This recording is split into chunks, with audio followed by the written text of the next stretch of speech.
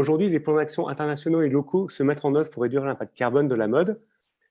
Et durant notre échange, en fait, moi, ce que je voudrais savoir, c'est quels sont les premiers résultats, quelles sont les perspectives, et également le point sur les initiatives collectives nationales, européennes, pour transformer l'industrie de la mode.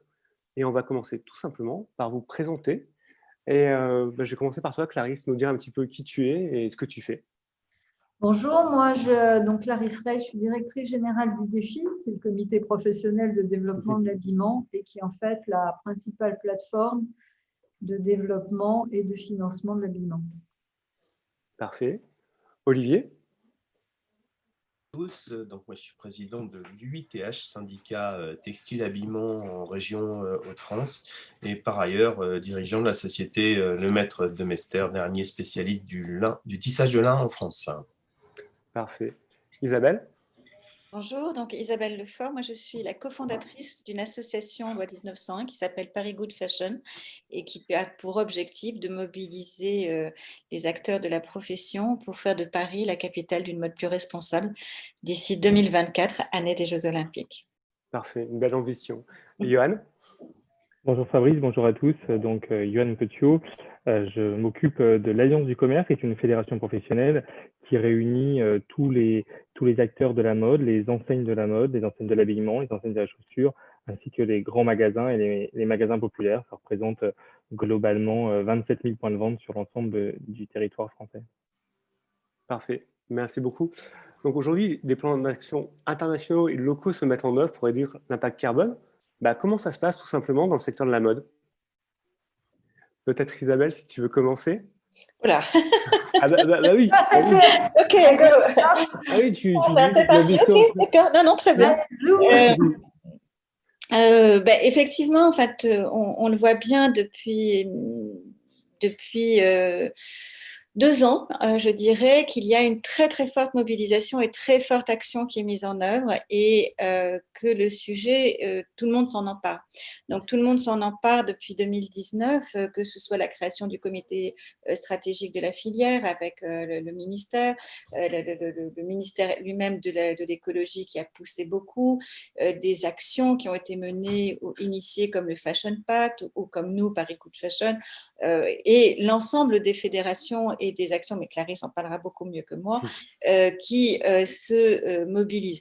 Et on sait bien qu'on a des relais au niveau européen, où là, il y a aussi une volonté forte d'action.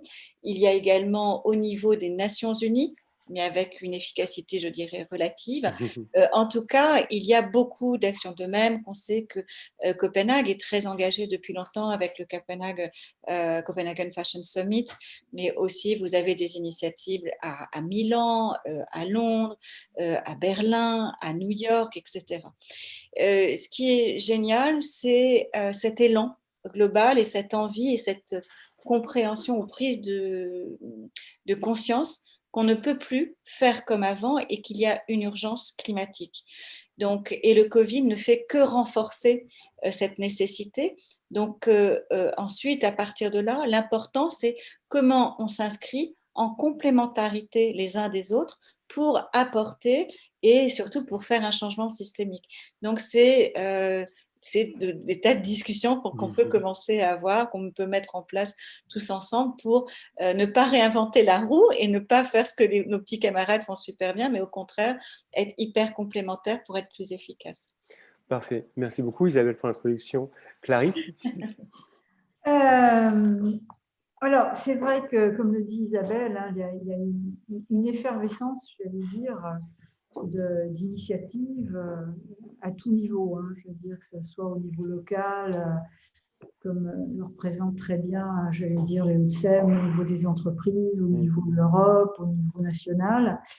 Je voudrais rappeler que la mode est un des secteurs effectivement économiques le plus important au monde. Je veux dire, ça touche pratiquement plus de 7 milliards de consommateurs et ça emploie plus de 300 millions de personnes.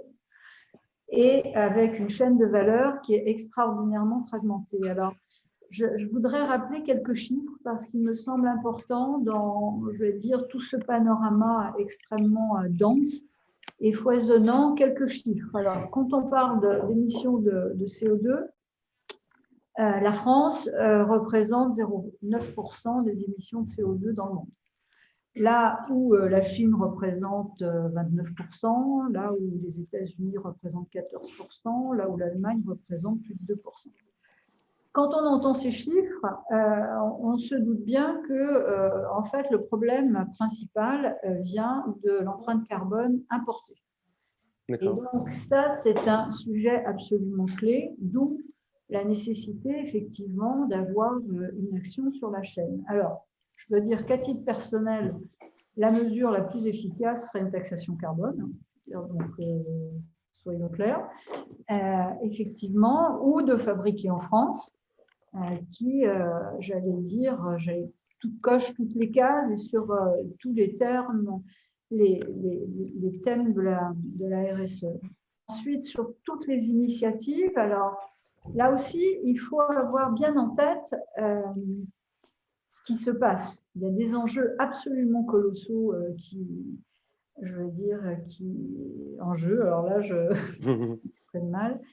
Mais alors, si on se place au niveau européen, il y a effectivement une initiative sur l'affichage environnemental qui va compléter l'initiative qu'avait prise Brune Poirson par sa loi d'affichage obligatoire, où les réunions européennes qui se tiennent, les travaux qui se tiennent, il faut avoir conscience qu'ils sont, j'allais dire, beaucoup de fast fashion et beaucoup d'intérêts américains, en fait, pilotent ces groupes-là.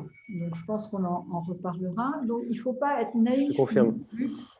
On en reparlera, c'est-à-dire qu'il y a des enjeux à la fois d'entreprise, des enjeux nationaux, mais il y a une bataille mondiale qui est en cours où, effectivement, les grands de la fast fashion, et notamment les grands américains, essayent de faire en sorte que les standards qui puissent être définis ne soient pas trop négatifs pour leurs intérêts, alors même que, je veux dire, c'est tout de même la fast fashion qui est à l'origine d'un très grand nombre de problèmes. Alors, Clarisse, justement, comme tu parles de ça, je vais passer la parole à Olivier parce que dans les entretiens préalables, vous m'avez parlé de la même chose sans vous coordonner. Non, sans se coordonner. Voilà, et je trouve ça très bien. Donc, Olivier, si tu pouvais effectivement peut-être prendre la parole et nous donner ton point de vue par rapport à ça. Ouais. Bon, ce qui est bien, c'est que sans se coordonner, apparemment, on est quand même plutôt d'accord. On a les mêmes chiffres, donc c'est rassurant. C'est rassurant. Non, 95% du textile consommé en France est importé. C'est quand même un chiffre qu'il faut bien avoir à l'esprit.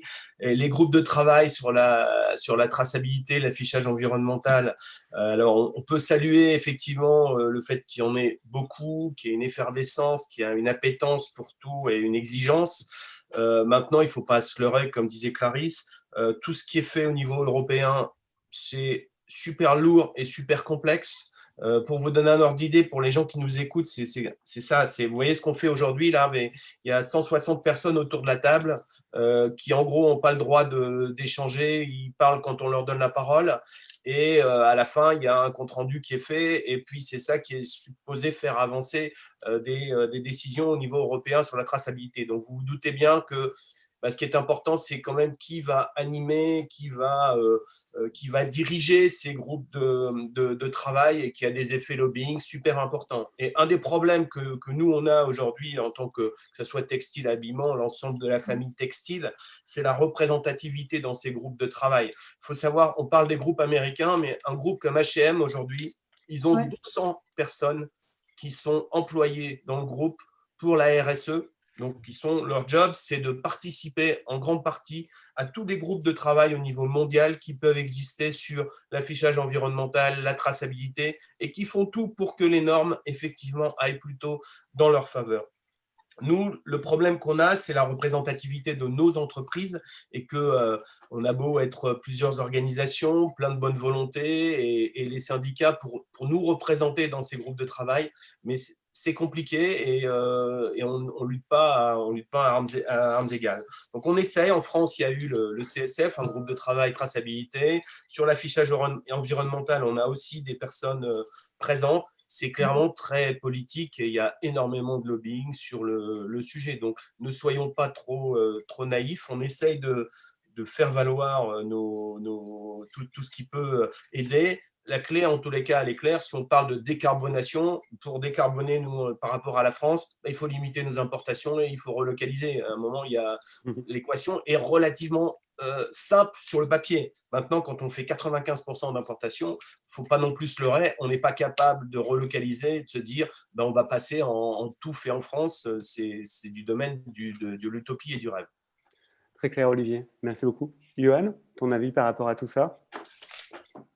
Bonjour, merci. Peut-être pour rebondir d'abord sur le constat qui a été très bien fait par Isabelle et Clarisse. En effet, je suis totalement d'accord. On assiste maintenant depuis, peut-être même un peu avant, Isabelle disait depuis 2019, mais j'ai envie de dire déjà même depuis 2017, 2018, on sentait quand même les premiers prémices des actions sur le champ environnemental, avec même avant des actions collectives, que ce soit au niveau européen ou au niveau international, déjà des actions des leaders, et on a des leaders français ce sujet-là, qui s'engagent sur la RSE. Alors, on peut toujours se dire que c'était un peu tard, mais c'est vrai qu'on est sur un marché, il ne faut pas l'oublier, qui est en difficulté depuis 10 ans. Et donc, en effet, maintenant, la prise de conscience, à mon sens, est là. Elle est là depuis 3-4 ans. Et maintenant, on est véritablement dans la phase d'action, que ce soit une phase d'action individuelle au niveau des groupes, et puis en effet une phase d'action plus collective au niveau soit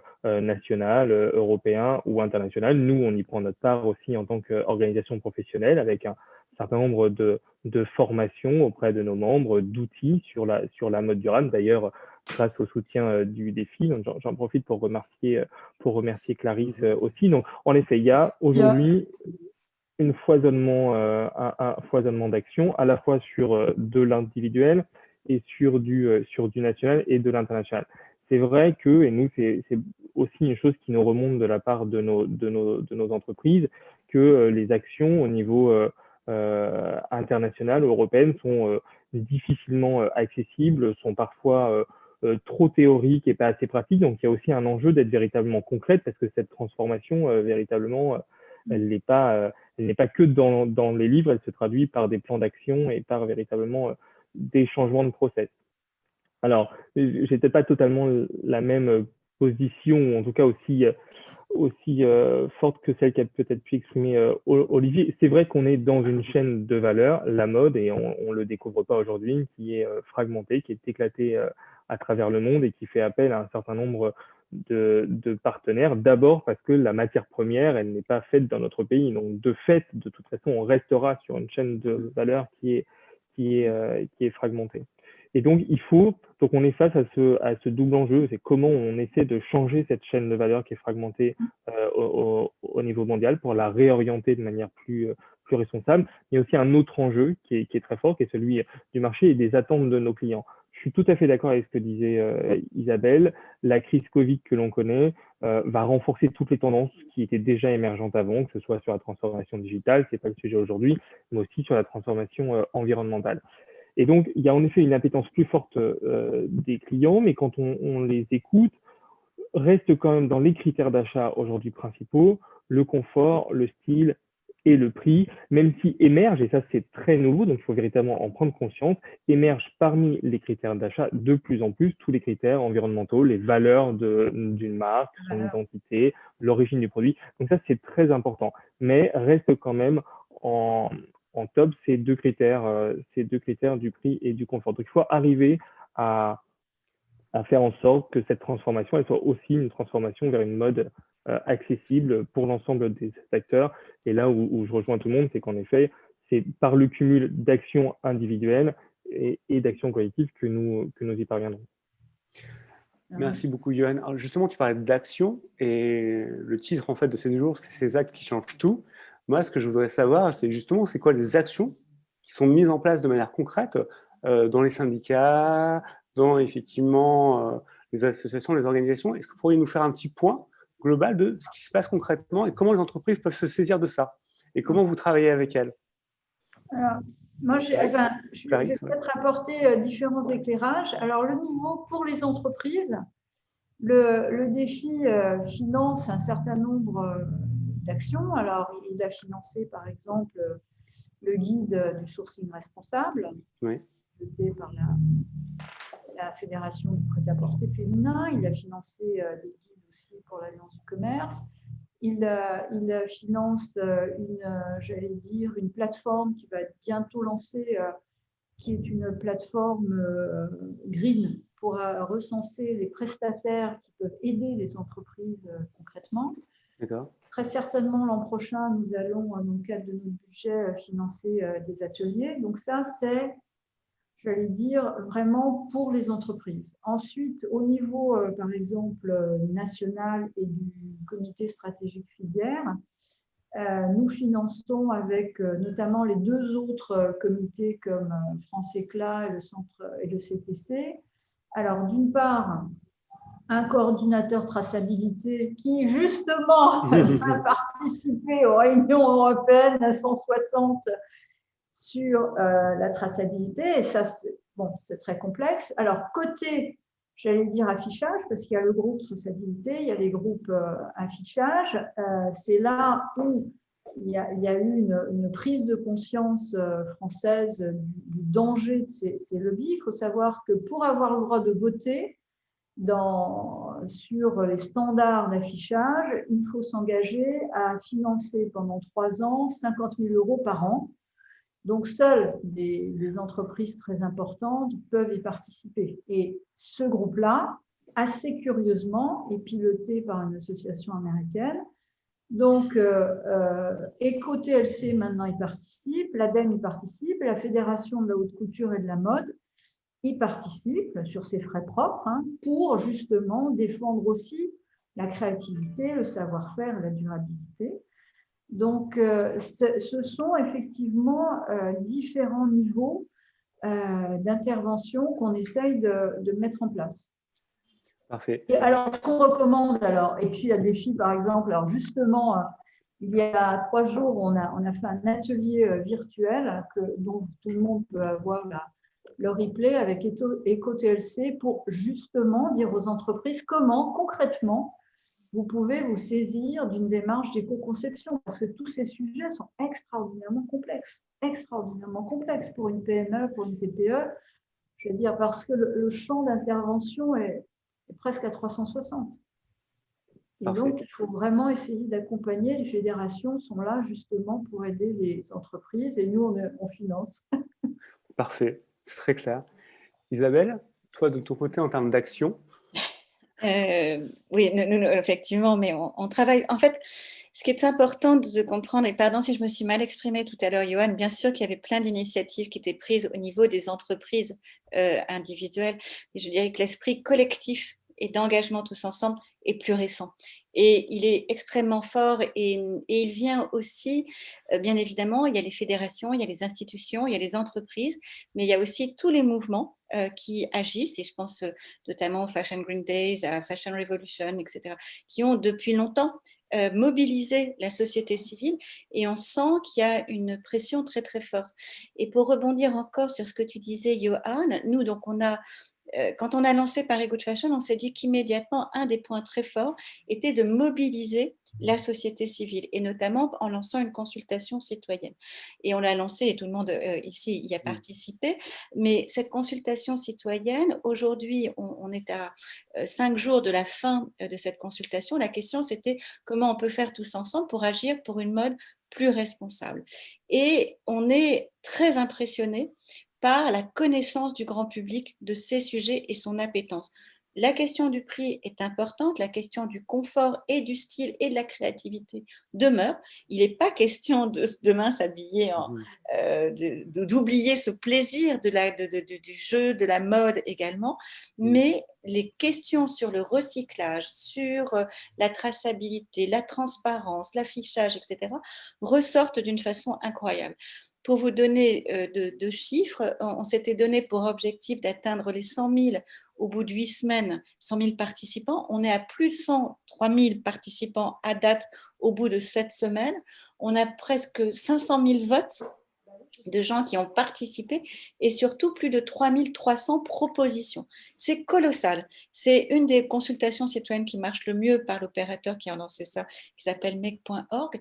Et donc, je pense que aussi dans l'union fait la force, la constitution et la participation des citoyens va être très importante à terme.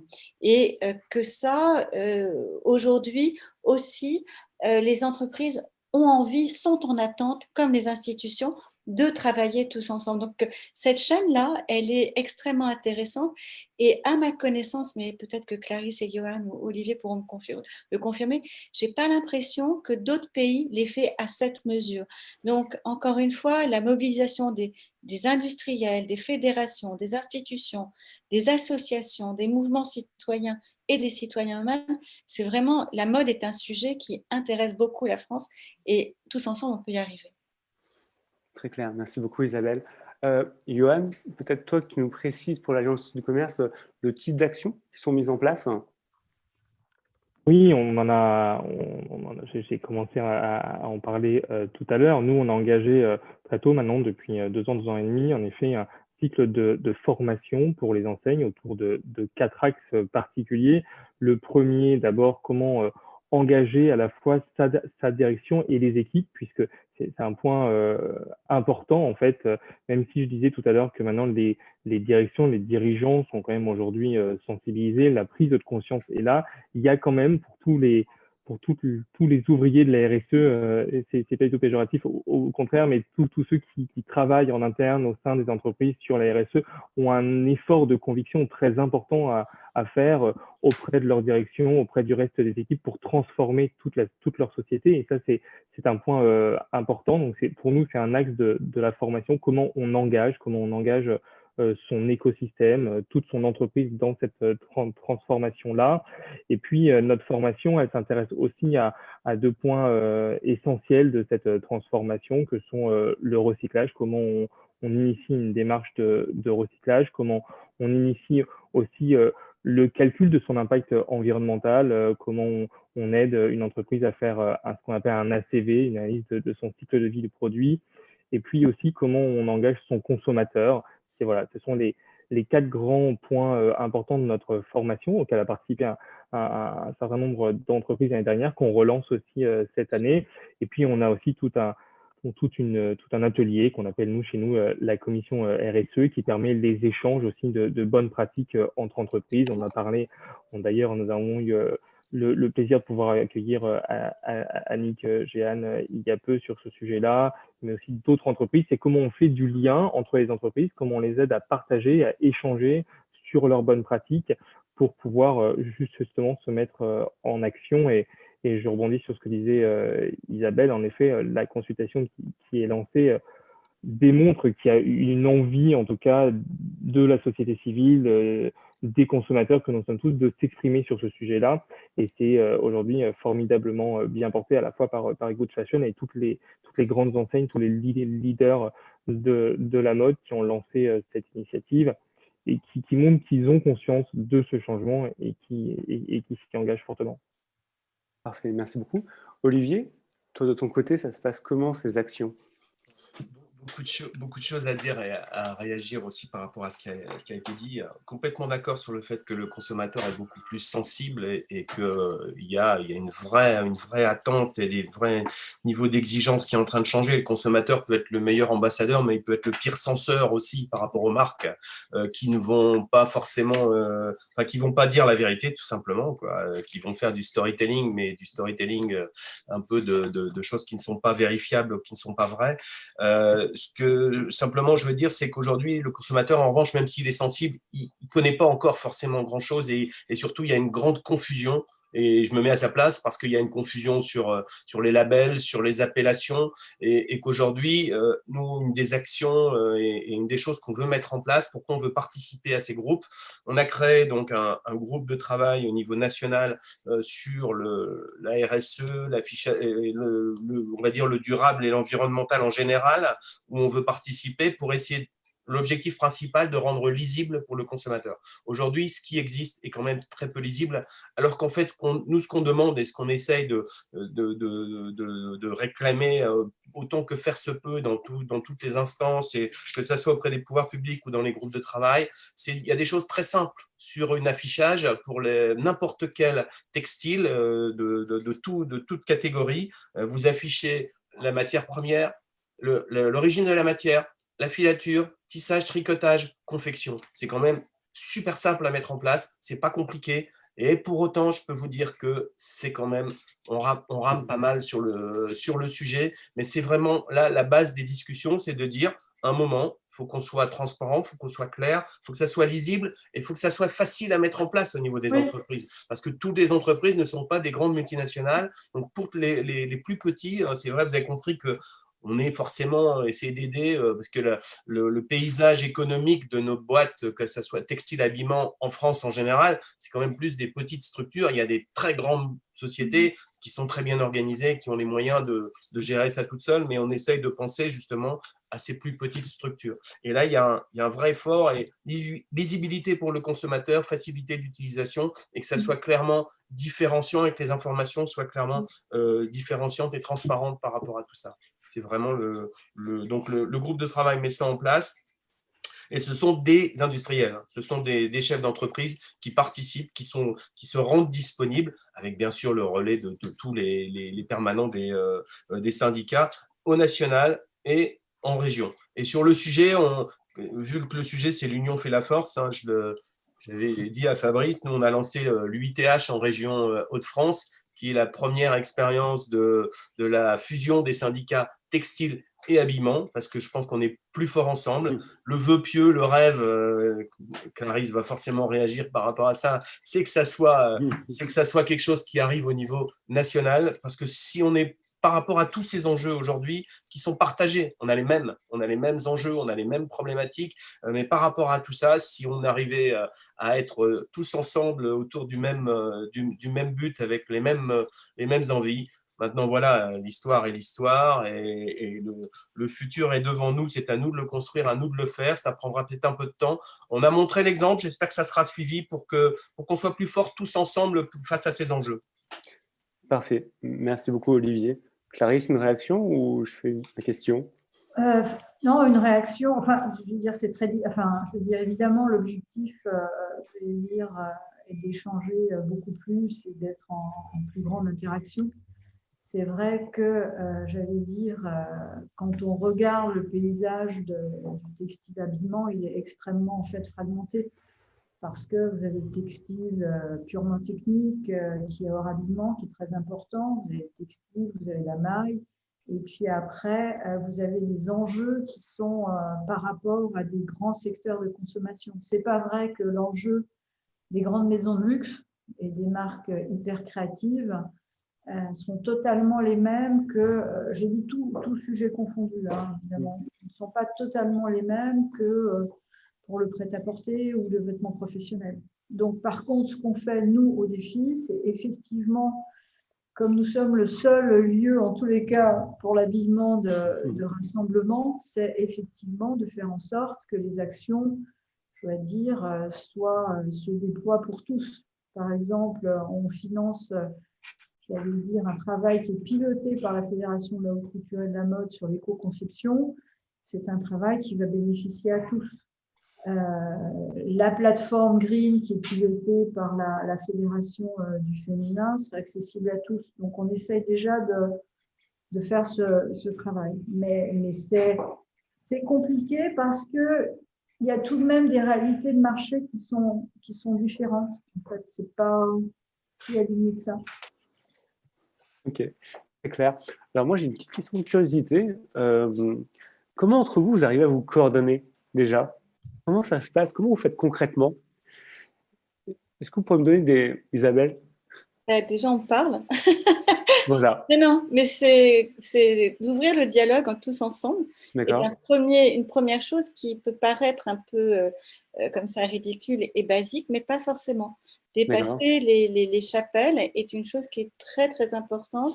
et qui n'était pas forcément naturel pour certains il y a encore peu. Donc, je crois que chacun, en montrant qu'il y a une bonne volonté et une envie et une nécessité d'y arriver. C'est-à-dire, encore une fois, on a des obligations non seulement de résultats, de performance, mais aussi une urgence qui est une urgence climatique et environnementale. On n'est pas là pour faire, on n'a pas 30 ans devant nous, on sait que les enjeux sont quand même très importants. Donc, discuter ensemble, s'asseoir autour de la table pour partager les bonnes pratiques en respectant les différences, en respectant les enjeux diplomatiques, mais en s'entendant sur les points communs, c'est essentiel. Je vais vous donner un exemple extrêmement concret. On a un groupe de travail qui est sur les fashion events. Oui. Comment on fait en sorte que les événements de la mode, de la Fashion Week au salon, aux présentations, deviennent durables. Et on se retrouve un jour assis autour de la table avec Fédération de la haute couture, Fédération du prêt-à-porter, le bureau BETAC, LVMH, Kering, etc. et autres. Et on se dit, mais il faut absolument qu'on ait un lieu où on puisse recycler tous les décors. Et là, Sylvie Bénard de LVMH à l'époque lève le doigt en disant, mais ça existe déjà, on a une entreprise qui s'appelle Cèdre et qui accueille tous les lieux, tous les décors des uns et des autres. Et on est resté 15 secondes, tous ensemble, silencieux, parce qu'on ne le savait pas, et que l'information ne circulait pas. Donc, je pense que cette idée du dialogue, et c'est formidable justement qu'il y ait des opérations ou des événements comme celui-ci, plus on pourra dialoguer, plus on pourra mettre ensemble et informer. Il y a des points sur lesquels on ne sera pas forcément d'accord, mais il y a beaucoup de choses sur lesquelles on sera d'accord, et on pourra partager les bonnes pratiques, multiplier, informer, etc. Ce que dit Johan, tout ce que finance Clarisse, ce qu'organise aussi Olivier. C'est pas Clarisse, c'est le défi. Clarisse pour le défi. C'est un abus de langage. Je croyais que tu étais mécène, Clarisse, à titre perso. Donc voilà, je pense que ça, c'est vraiment fondamental justement face à la concurrence internationale, face au lobbying très fort, non seulement des pays anglo-saxons, mais aussi, il ne faut pas le masquer, des GAFA, et en particulier d'Amazon, qui fait une très, très grosse offensive sur la mode. La France a un formidable terreau, une formidable puissance à défendre. Et ça, entre guillemets, on n'a pas le choix, si ce n'est que de dialoguer et d'avancer tous ensemble. Il ne faut pas se tromper d'ennemis, tu as raison, faut vraiment... L'union fait la force, c'est vraiment important, et en recentrant nos problématiques. Merci. Clarisse. Nous, de notre côté, j'allais dire, c'est l'essence même de notre mission. Nous, autour de la table, comme administrateurs, on a tous les secteurs, toutes les fédérations de la mode. Et donc, ça donne lieu déjà, je vais dire, à un vrai travail. Là, nos commissions budgétaires commencent bientôt, mais un vrai travail d'échange entre les fédérations, les entreprises qui sont à notre conseil d'administration, pour voir quelles sont les priorités. Parce que le sujet, c'est aussi de mettre un ordre de priorité pour être efficace. C'est-à-dire qu'il y a plein de choses possibles, il y a plein de choses qu'on peut faire aussi en réagissant au pur émotionnel, mais il y a aussi une nécessité d'efficacité, donc de hiérarchiser et aussi de mesurer les choses. Et puis, on a le comité stratégique filière, dont effectivement le sujet mode durable est absolument clé. On se retrouve là avec plusieurs secteurs de la mode, puisqu'il y a aussi bien le textile, le cuir, la bijouterie, l'horlogerie. Et donc, effectivement, ça converge et on essaye de converger sur des actions qui semblent les plus prioritaires, au-delà de l'émotionnel. Alors, ça me fait sourire parce qu'au début de ma carrière, moi qui suis ingénieure, je prônais plus d'émotion dans toutes les actions, et maintenant, je tends à dire, alors qu'on est complètement dans l'émotionnel, aussi, il faut aussi parfois rationaliser, si vous voulez, pour aussi, je veux dire, on n'a pas des moyens infinis, les sujets sont multiples, il faut un peu rationaliser pour, j'allais dire, décider de ce qu'on fait. Très bien. Johan, toi, de ton côté, comment tu arrives à te coordonner avec tes collègues? Pardon, mon micro a été éteint. Ça a été très très bien dit par Clarisse. D'abord, on est membre actif du défi, donc c'est vraiment une instance de concertation avec les autres acteurs de la mode, que ce soit la mode ou la haute couture, pardon, ou le prêt-à-porter. Bien sûr, on échange aussi avec Isabelle, on est aussi au CSF, toutes ces instances-là qui sont quand même… Alors, le défi fait ce travail-là depuis très longtemps, mais toutes ces instances qui sont un peu plus nouvelles, que ce soit le CSF ou Paris Good Fashion, ils contribuent aussi à, et là je suis totalement d'accord avec ce que dit Isabelle, la fluidité de l'information, sa rapidité, et le fait qu'elle soit lisible et simple après pour les entreprises est un enjeu très, très important. Donc voilà, nous en tant que… On n'est qu'un acteur de ce collectif un peu plus grand, mais en tout cas, on y contribue à notre… Parfait. Alors, juste pour vous dire, en fait, on prendra les questions dans le chat vers 10h50, comme ça on pourra répondre. Donc, il nous reste 10 minutes entre nous. Et après, effectivement, questions du public. N'hésitez pas à commencer à poser des questions, on le prendra à la volée. Moi, je reviendrai à ce qu'a dit Clarisse et Olivier au tout début par rapport aux instances européennes et comment la France, aujourd'hui, peut s'organiser, peut peser contre une forme de lobbying, vous l'avez clairement dit, de groupes établis ou effectivement de GAFA, comme l'a évoqué également Isabelle. Comment aujourd'hui la France peut porter sa voix tout simplement et comment vous le faites? Voilà. Peut-être Clarisse, si tu veux évoquer ça. Comment? Alors, je veux dire, ce qui se fait, si tu veux, c'est vrai que par exemple pour le groupe européen d'affichage, qui va se décliner sur plein de produits, alors c'est hyper compliqué, le pantalon, le manteau, enfin, bref.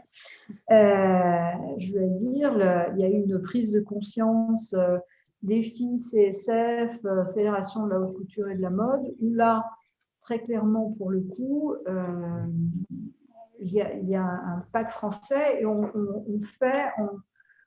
met en place dans le cadre du CSF ce qu'on appelle un groupe miroir du groupe européen pour à la fois suivre ce qui se passe au niveau européen avec, il faut le rappeler, qu'il y a maintenant 4 membres sur 13 qui sont français. Il y a Decathlon, ADEME, EcoTLC, la Fédération de la haute couture et de la mode. Mais un groupe miroir pour pouvoir alimenter et faire avancer des sujets qui pour nous sont extrêmement importants, qui sont garder la création, les savoir-faire, le fabriquer en France et la durabilité. Parce qu'un des sujets, par exemple, que la fast fashion essaye d'éviter, c'est le sujet de durabilité. Et ce groupe miroir, on est en lien aussi avec les ministères et il y a eu des contacts de prix par Guillaume de Seine au niveau européen, des commissaires européens, pour qu'on alimente, j'allais dire, effectivement sur ces sujets clés.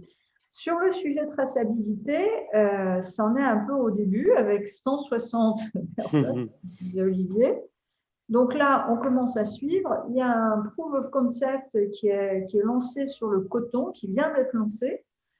Et donc, on va suivre ceci de façon extrêmement précise parce que si on regarde globalement, alors il y a beaucoup de sujets, mais le coton, c'est clair que c'est un vrai sujet, un vrai problème à différents niveaux pour la filière.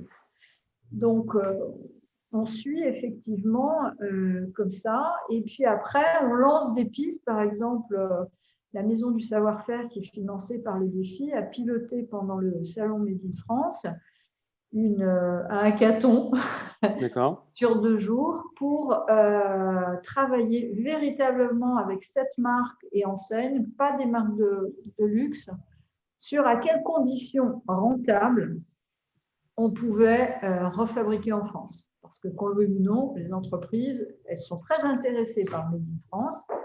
Il faut qu'in fine, ça soit rentable. Bien sûr. On ne va pas perdre de l'argent. Or, quand on a un coût minute France qui est de 68 centimes et un coût Bangladesh de 3 centimes, on voit bien qu'il y a un peu de travail. Alors, heureusement, ce qu'on voit, c'est que en fait, les marques et enseignes ont un gros travail à faire elles-mêmes.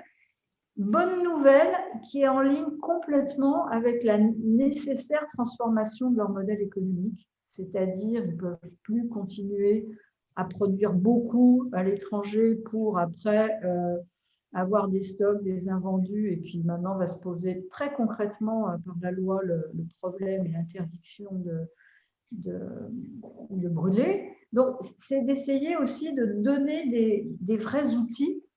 Alors, à la fois ce côté international qui maintenant est très prégnant et ce côté aussi donner des outils surtout aux entreprises, quoi. Et essayer de simplifier, et c'est pas toujours simple. Très clair. Olivier? Oui, c'est pas dans l'ADN de la France, hein, c'est en train de changer un peu, mais d'être les pros du lobbying par rapport aux anglo-saxons et à certains autres, et même aux méditerranéens. Donc, on peut pas dire qu'on est en tête de liste et en tête d'affiche sur le sujet. Donc, c'est pour ça qu'il n'y a pas de secret. La seule solution, c'est d'être présent. Il faut vraiment qu'on soit présent pour essayer d'influencer. Donc, qu'est-ce que c'est que du lobbying, si ce n'est que de l'influence organisée et légale. Mais donc là, c'est de la présence, donc c'est de l'humain, c'est répondre à chaque fois qu'on a des sollicitations pour pouvoir s'assurer qu'on y est, faire remonter les messages et faire passer aussi par les pouvoirs publics. La représentativité n'est pas toujours facile, mais en tous les cas, je ne vois pas d'autre chose plus pragmatique que d'être là, d'être présent pour influencer, quoi. Il n'y a pas d'autre solution à ce niveau-là. Ou financer. On se pose la question au sein du CSF de financer une vraie action de lobbying pur au niveau européen. Mais je veux dire, c'est pas un peu tranché. Mais c'est vrai ce que dit Olivier. Je veux dire, on n'est pas les pros du lobbying. Et puis moi, je me souviens, je veux dire, en janvier, février, quand je me suis plus penchée sur ces sujets-là, je veux dire, la non-connaissance, j'allais dire, même au niveau public et en général, je veux dire, de ce qui se passait au niveau européen était quand même assez grande. Et là, par contre, c'est vrai qu'avec le CSF, je veux dire, là, maintenant, c'est suivi comme le lait sur le feu, et avec effectivement les fédérations qui suivent ça, et notamment la Fédération de la haute couture et de la mode, qui voit un très gros enjeu sur ce qui fait l'excellence française au sens large. Très bien. Isabelle? Je dirais qu'il y a aussi un sujet de communication, c'est-à-dire de faire savoir qu'en France, il y a énormément d'initiatives et que ça bouge, en fait. Et ça, c'est de le faire savoir sur le plan international. Je prends un exemple. Copenhague a été excellent sur la communication et a préempté ce sujet. Kering, au niveau du groupe, a beaucoup préempté ce sujet. Et je pense qu'on a tous ensemble un devoir de communication pour faire savoir que toutes les actions qu'on mène, le poids, etc., ça peut passer par l'IFM, ça passe par la Fédération de la haute couture, etc., mais aller à l'encontre de cette domination de communication anglo-saxonne est très, très important. Et je prends cet exemple de la plus grande fake news sur la mode, deuxième secteur industriel le plus polluant au monde, qui a quand même, qui est une fake news, c'est un roman à part entière pour voir comment c'est né, etc., et comment ça s'est développé. Voilà, et tous ensemble, en fait, on a ce devoir de pousser, de faire savoir, de démultiplier les communications, parce qu'il n'y a aucune raison qu'on se laisse avoir là-dessus. Ce n'est pas une bonne idée du tout. Fabrice, je me permets de rebondir juste sur une petite action très concrète. Désolé, c'est en parlant de communication, je tiens à signaler, parce que tu demandais qu'est-ce que vous faites concrètement.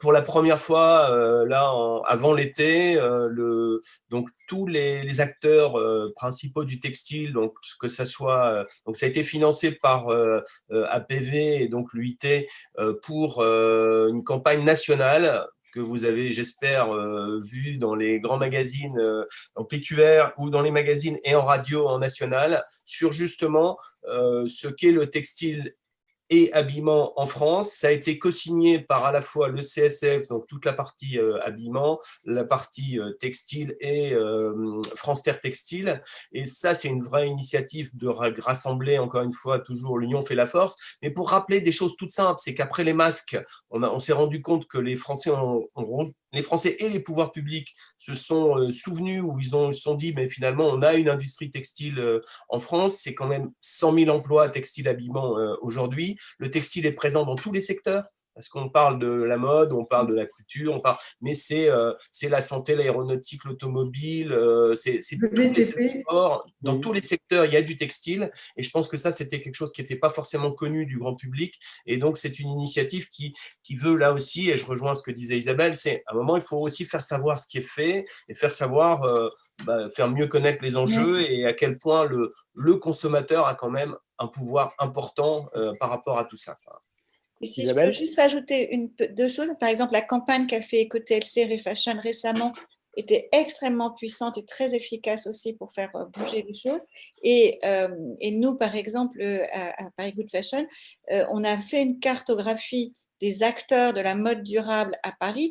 Il y a plus de 400 adresses référencées de marques créatives, de concept stores, de lieux de réflexion, de lieux de seconde main, de lieux où on peut faire réparer, on peut recycler, etc.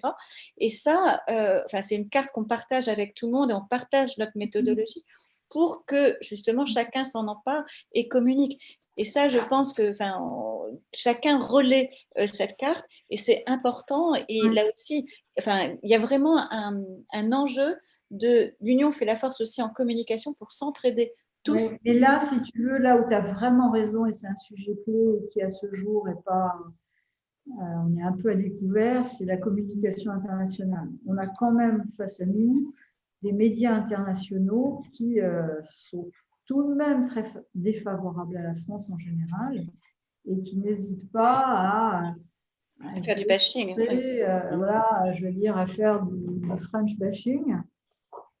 Alors, c'est quelque chose qui commence à être pris en compte, mais c'est vrai ce que tu dis, c'est que le summit de Copenhague, qui n'est pas non plus dénué non, c'est des pionniers, ils sont très pas totalement positive, pas totalement positive à préempter, et c'est vrai que c'est quelque chose dont on commence à discuter entre nous, mais qui est vraiment très important, je pense, au plan mondial. Très bien. Johan, toi, de ton côté, effectivement, comment vous arrivez à vous coordonner et à peser au niveau européen? Alors, deux choses peut-être déjà pour rebondir, et je vais revenir aussi sur le sujet européen, sur ce qu'a dit à la fois Isabelle et Clarisse. Je suis assez d'accord sur le côté international où on n'est certainement pas assez présent. C'est vrai que nous, en tant qu'organisation, on y est assez peu.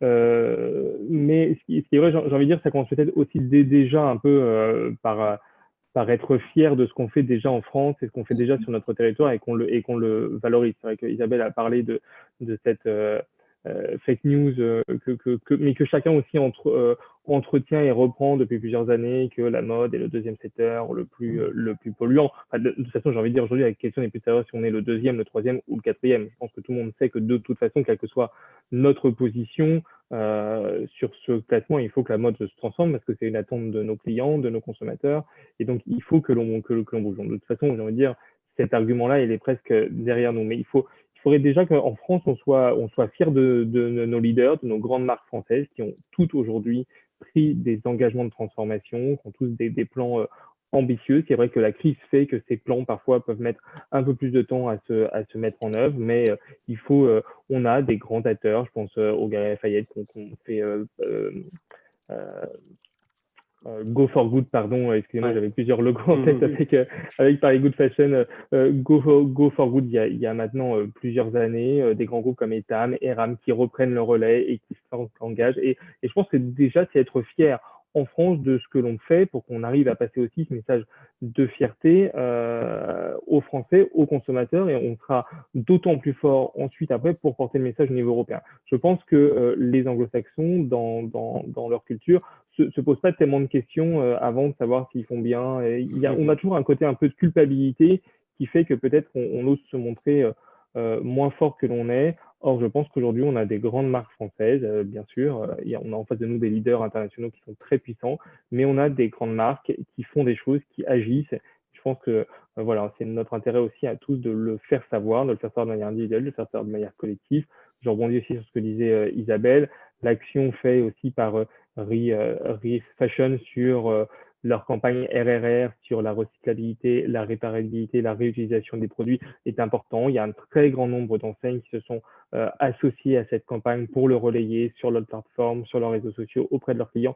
Il y a beaucoup, beaucoup de choses qui se font aujourd'hui. Il faut qu'on en soit fier, il faut qu'on en parle de manière positive. Et c'est aussi comme ça qu'on arrivera à transmettre cette image-là déjà au sein de nos frontières, mais aussi en Europe et au-delà dans le monde.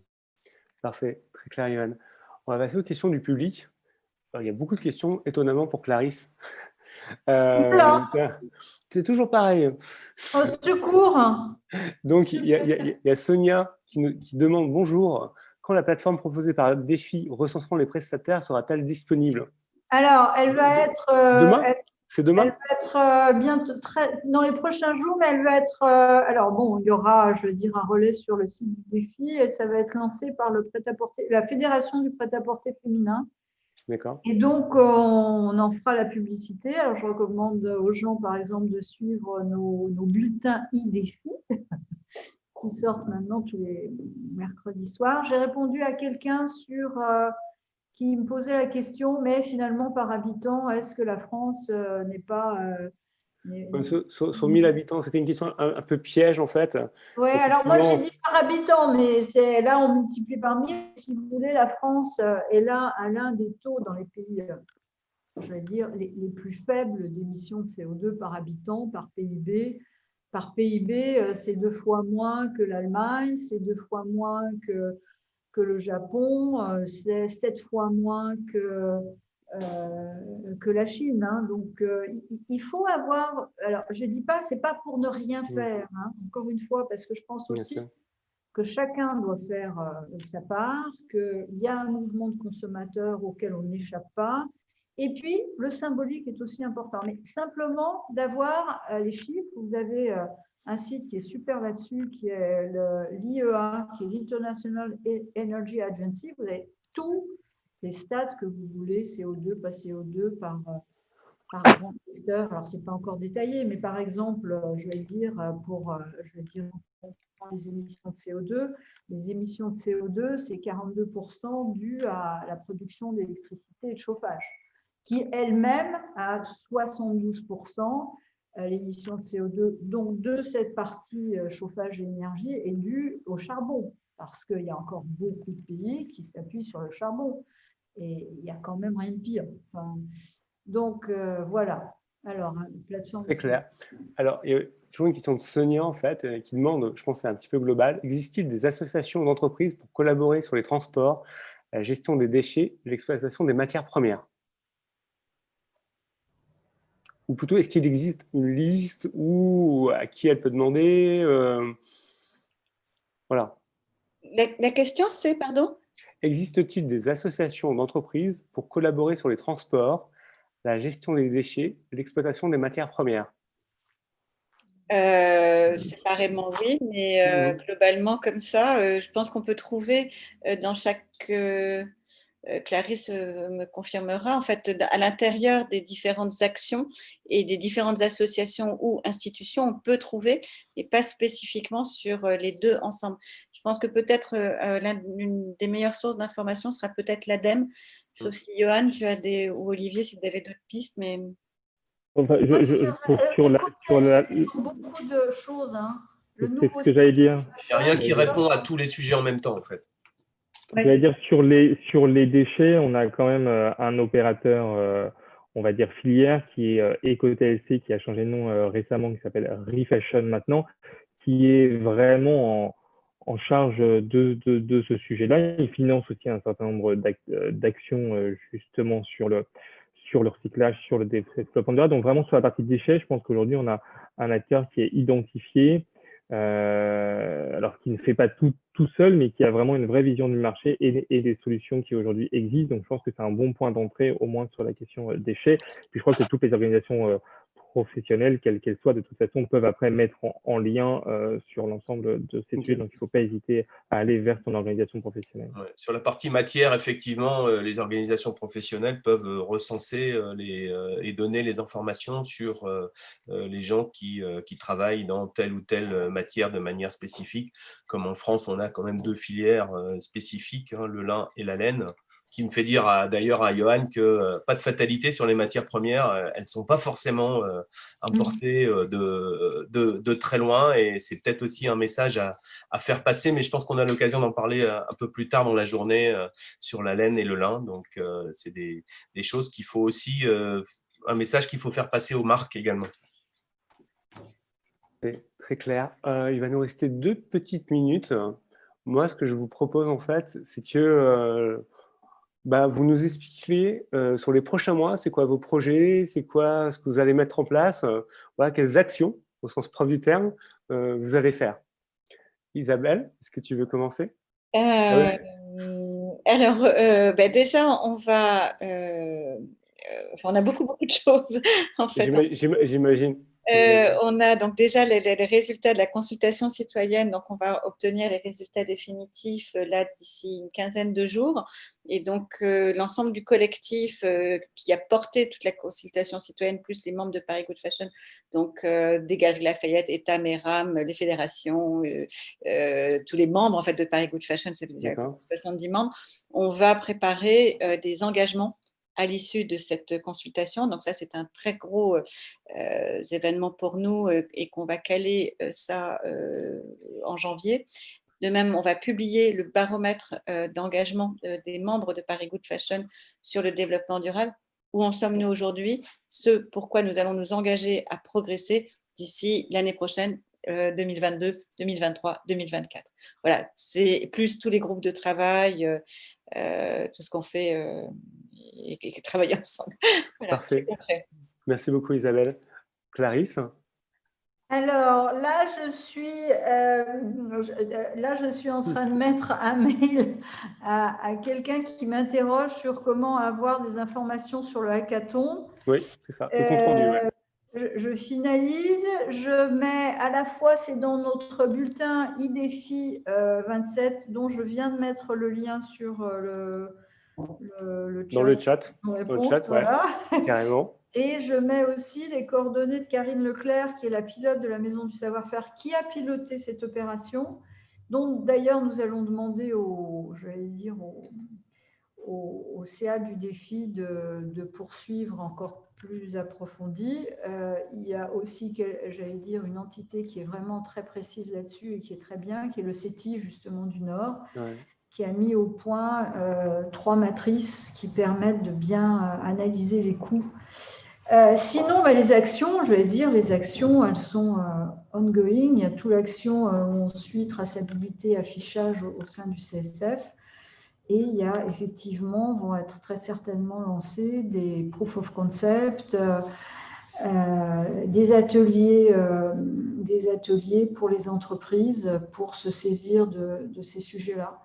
Donc, c'est vraiment un travail continu qui, effectivement, nous, on l'a vu s'accélérer et prendre une ampleur absolument fondamentale en 2019, mais déjà, on en voyait les signes depuis 2016. Parfait. Merci beaucoup, Clarisse. Olivier? Nous, on va lancer la Textile Valley, où je vous invite tous à en faire partie. C'est la Textile Valley dans les Hauts-de-France, qui va être une marque ombrelle, hein, donc pas du tout l'idée d'aller interférer ou s'immiscer dans le fonctionnement de tous les acteurs textiles de la région. On est sûrement avec Rhône-Alpes, la région où il y a le plus d'acteurs, une concentration sur un territoire très réduit d'énormément d'acteurs, le CETI, on l'a dit, le pôle de compétitivité, les écoles en 7, un format et toutes ces choses-là, la maison de mode. Et j'invite d'ailleurs les Fashion Green Days à aussi faire partie de cette Textile Valley en tant qu'acteur. Donc une Textile Valley parce qu'ensemble, on est plus fort, parce que l'union fait la force, comme ça on boucle. Et parce que le but, c'est qu'on soit, encore une fois, tous ensemble sous la même bannière. Et on veut communiquer sur cette bannière Textile Valley. Et dans Textile, il y a aussi, bien sûr, habillement, Clarisse. Très clair. En tous les cas, pour tout ce que j'allais dire, moi, je suis très, très intéressée à voir ce que vous faites, à être tenue au courant pour voir si après, il n'y a pas moyen de diffuser. Hein, contacter. Enfin, il y a vraiment au contraire. Hein. Parfait. Johan? C'est toi qui vas conclure, en fait, le mot de la fin. Oui, voilà, c'est la lourde tâche. Non, mais comme disait, comme l'a déclaré, nous, on poursuit nos actions qui sont des actions de long terme, donc les actions de formation que j'ai évoquées. On renouvelle donc notre formation sur la mode responsable à destination des enseignes. Et puis, il y a au-delà du Ah, Johan, on n'entend plus. On l'a perdu. Censure. Johan. Non. On va attendre 2 produit, secondes. il y a un enjeu très fort pour les Ah, marques Johan, de mode. en fait, Johan, on t'avait perdu pendant 5 secondes. Ah, pardon, excusez-moi. Non, c'est le problème de connexion. Une connexion qui peut être parfois un peu instable. Exactement. Je disais, nous, on a un autre objectif qui nous a été fixé par la loi il y a maintenant quelques années, 2 ans, de réduire de 40% notre consommation d'énergie à l'horizon de 2040. Et ça, c'est un vrai enjeu, un vrai objectif qu'ont toutes les marques qui font du retail en France. Et donc ça, on a une grande action avec un guide assez complet qui va sortir d'ici la fin de l'année, qui s'appellera Décarbonons le commerce, sur justement comment on peut économiser notre énergie. Alors, sur tout ce qu'il y a au-delà du produit, on en a parlé tout à l'heure, sur le transport, sur le magasin, sur tous les outils de publicité, l'emballage, enfin voilà, tout ce qui fait aussi qu'on est un secteur qui consomme de l'énergie. Et donc, il faut aussi qu'on puisse accompagner toutes les marques sur ces sujets-là. Parfait. Merci beaucoup. On va...